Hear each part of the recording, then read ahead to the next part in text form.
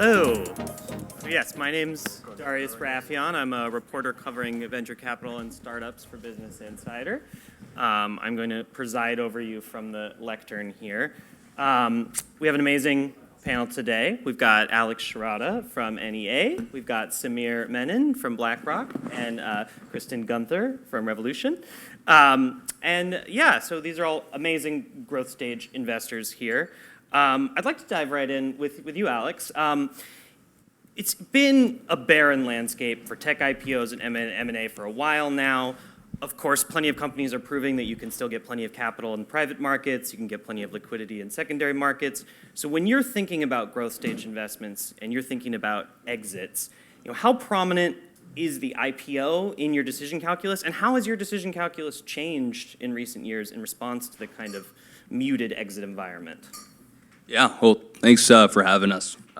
Thank you for the Alpha Partners team for organizing this. But it's a great question, and I think it's no secret that the private markets suffer from a pretty pronounced systemic illiquidity issue, which has obviously forced DPI to be really front and center. I know we have some LPs in the room, and as everyone sort of holds their breath and kind of waits for a broader recovery in the more traditional exit environment. It's obviously been a forcing function for all of us to sort of adapt and kind of change how we think about liquidity. Obviously when times are good and equity capital is cheap, I think all of us are advising our companies to take advantage of that frothiness, to go raise, to go public. But for us in particular, we've sort of had to think about a third leg to the stool. So we've helped bring 280 companies public, have had over 460 M&A events, and we obviously will continue to hold out for businesses that can kind of go the distance and go public. But we've added a third leg to the stool in terms of thinking through how do we in a more predictable, repeatable way provide DPI for our LPs. And so we actually help pioneer a technology and sort of a best practices around how do we think about continuation vehicles in a way that are friendly for GPs, LPs, and our founders. And so we actually just announced one earlier this year, which allows us to continue navigating what are pretty dry kind of liquidity markets. So it's been a forcing function also in terms of how we think about investing, and we just have to be really patient. It takes a long time to build a big business, and now more than ever, growth investors have to be more patient and sort of not think in 3 to 5 year increments, but probably think in 10, 15, 20 year increments. And so that's definitely been pretty present in our business. And Kristin, what about you guys at Revolution Growth? Have you added a third leg to the stool? No, we've been fortunate to have pretty concentrated portfolios, and we've had a couple of companies that have braved the public markets over the last 18 months, and those have been successful. The DPI on our last fund is strong, and so we haven't had to go there. Not to say that there aren't any companies in the portfolio that are on a different trajectory with those. I think we've been more proactive, I'd say, about bringing bankers under the tent earlier than we typically would to have a long conversation around where these companies are headed and which buyers realistically are the most likely to buy. And I think in some cases the founders have a view of their own valuations that might be a little bit different and cause them to behave in a way that where they want to hold on to their business for longer than a banker might suggest. And so we haven't added a third leg to the stool, but we certainly have had those conversations sooner rather than later. And Samir, so a question for you. When you're out looking for good growth investments, and there are multiple term sheets on the table, how are you winning over those great deals? Why are people going with NEA over a competing term sheet? Yeah, look, well, oftentimes they are. NEA is a great firm, but I think we try to leverage the assets that we have, and I think a lot of firms are in the same position. And I think at BlackRock, one of the things that we always try to do is it's hard to be a scrappy, entrepreneurial, hustle-oriented firm when you're in a big, kind of ostensibly monolithic place. But we try to be really kind of thesis-driven and fundamentally focused. But I think some of the assets that we bring to bear, we really try to leverage the might of being an F500 company. And I think if you look at across our firm, we have people who are coders, we have people who are developers, we have people who are content creators, we have we have cybersecurity professionals. So we kind of mirror the economy in a sort of weird way. And I think that has, like, bringing that to bear and harnessing that and actually sitting across a table and putting the right people in the same room with a founder entrepreneur, creating, a feedback loop around a product, that can be really valuable, and that can provide a lot of insight, in particular around, if it's an SMB company, if they want to go up market and go enterprise, and getting that voice of the customer. So we try to bring those to bear and try to help. Of course, look, capital is capital, right? And we recognize that, and of course that has a major role, but I think we have to be able to deliver demonstrable value. There's no free lunch, and so we're trying to do that. We're trying to do that in a more programmatic way. And then, of course, I think one of the things that we have is, I think obviously have the capital markets expertise and the breadth, and trying to be a more long-term patient capital. You talked about kind of the IPO window maybe being shut, and that being a potentially a longer, who knows, I think harder thing to predict. But we're patient capital, we're multi-stage, and we're long-run oriented. And just to follow up on one quick thing you said there, the fact that you are, this giant asset manager, but then you're also still trying to be innovative, scrappy. What are some specific things you do to not let that kind of monolithic status seep into your day-to-day? Yeah, that's a good question. I think we just try to be really fast and agile in the way we think, and that's hard. I won't lie. That's definitely a challenge, right? Even little things like putting a term sheet out, right, or something like that can be challenging. But I think we've tried to be incredibly responsive, incredibly kind of focused on the right companies, and where we have that resonance and that chemistry and the conviction, be able to move really fast and break glass and not being afraid to do that. And I think that's kind of a tried and true kind of attribute to being a growth investor generally. And Alex, I kind of want to put a similar question to you, the first part of the question about, when you're out there trying to source deals, what is the environment like now? Are you having to woo them? Are they wooing you? How competitive is it? How does it feel out there right now? Yeah, I mean, it's incredibly competitive, right? And what I would say about us is we are multi-stage, multi-sector, multi-geo, and so we invest as early as incubation and seed and all the way to IPO, and it's one team, that's really doing both early and growth, and so that allows us, on the early stage side, to really keep our finger on the pulse in terms of what's really the bleeding edge. And we can also meet a lot of what I would call category creators before they're obvious. And we can kind of, if for whatever reason we don't invest, we can nurture multi-year relationships, and hopefully by the time they're maybe raising a growth round, we're already, have a deep working relationship, have known them for 3, 5, 7 years. And that kind of helps, remove some of the friction and position us better before, a pretty competitive growth round. So.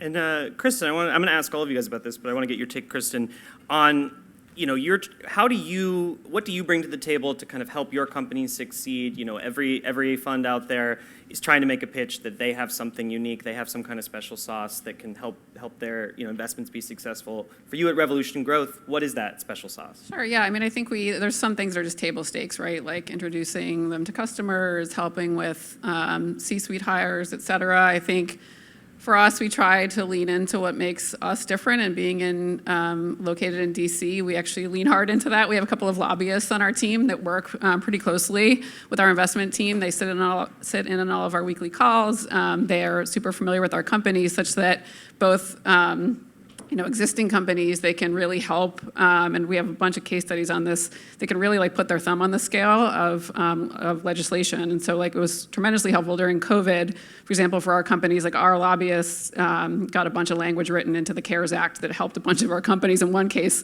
I thought the company was going to go bankrupt, and the particular language they got cut and put into the CARES Act really saved the business. And so we have a lot of those types of case studies that I think when we're talking to founders, they kind of, their ears perk up a little and they say, oh, nobody has said that to me before. Nobody's offering me that. I have, somebody who can help with this and that, and I don't have anybody on my board or on my cap table who can help in this particular area.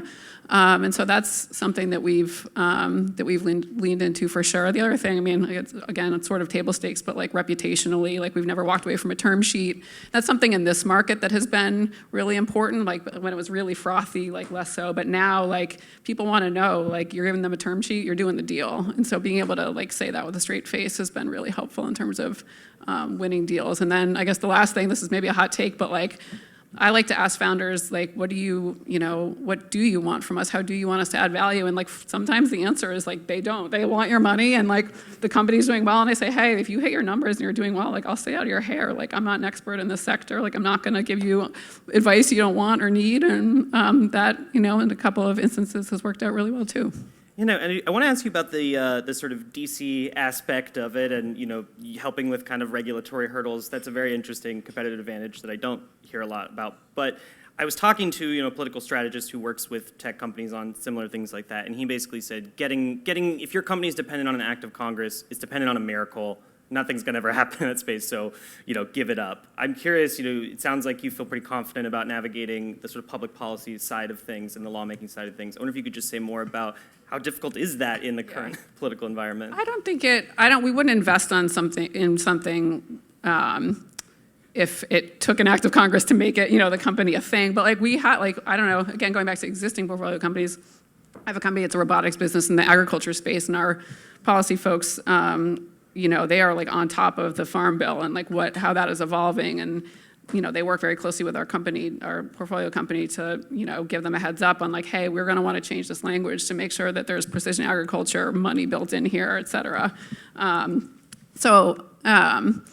I think in other cases, in terms of like not existing portfolio companies, but as we look to figure out where to invest, they're also very helpful. Like I spent a bunch of time looking at drone companies, and there's a period of time where there was just some legislation around the FAA that was just not going to make these companies a thing. And so one day I got an email from our lobbyist saying, hey, this is going to go through. Like, you should really start taking a harder look at these companies. And so those are just some examples. But like I said, we wouldn't necessarily invest in something like hoping that a bill passes. But it's certainly helpful to understand the process. Yeah, I guess good to have some people walk in the halls of Congress. Samir, put the question to you of what is your special sauce at NEA if you're pitching, BlackRock, if you're telling your portfolio companies how you're going to help them in a way no one else can, what is it for you guys? Yeah, I think it goes back to that kind of unique piece, and I think we've done this before, which is like we actually can become a customer, and I think that's something we've done. It helps us on the diligence side. We can actually get really direct product feedback. We did that before with a DevOps company that went public called HashiCorp, software company called HashiCorp, where we were early investors pre-IPO, and we kind of looked around the table and said, like, we have engineers, why don't we utilize this base and kind of have them test the product and feel it out and give us feedback on it as we did our diligence on the company. Turns out they loved it and thought it was really useful and practical to use in our company, and they ended up becoming a customer, and that was a huge win for the business. It actually positioned us well with the business. It wasn't the only thing, but it was certainly very helpful.